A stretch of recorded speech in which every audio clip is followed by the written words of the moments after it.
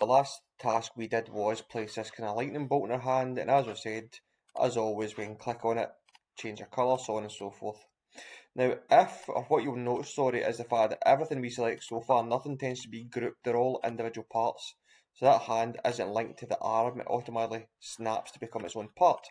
So if we want to move multiple parts about, what we can do is click our wee cursor icon at the top, and we can then choose the option of multiple. So I could then, for instance, click the arm in the top. So I've selected them all, they go red.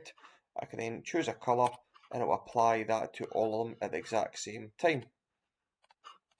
Okay, so other options of using this rather than just having to rely on the singular part. Continuing on with this, as you can see, I'm currently within the design tabs. This is our kind of building stage. So let's just start off kind of finishing our character off. And again, we're just focusing on the kind of minifigure section. But you can have a play about this and try and develop some more knowledge and skills as you go on with this. So let's try firing on some here quickly.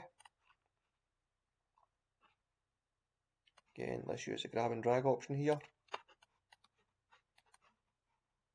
Maybe a bit too high, obviously. Let's spin it. Make it colour. So there's my kind of very simple character that I've kind of made. Now, our next step of setting this up is going to be looking at our camera angle. So this would be our camera angle tool here, using this wee icon. And this is our camera, as you can see. So we're going to spin this around so we can actually set it up to see our character. Okay, let's back to the movement tool, and let's use these arrows to kind of drag it and move it. So what obviously you see with the camera, I'm beginning to pop up in this wee view box here. So you can pivot it, rotate it, find a view that suits yourself. Wee bit kind of fiddly, but kind of worth taking the time to get something you're quite happy with. Zoom it out a bit more, and a bit higher. And there we go. So there's my kind of zoom in, my view I'm happy with by looking at my character. So, when I've set up my camera, I can additionally set up other items such as the lighting.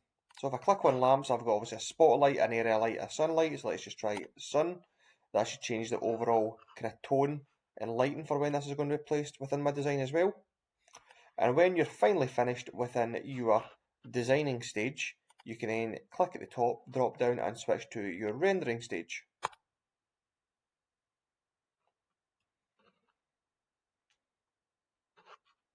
So we'll stop the video here, and we'll do a separate video for looking at the rendering skills.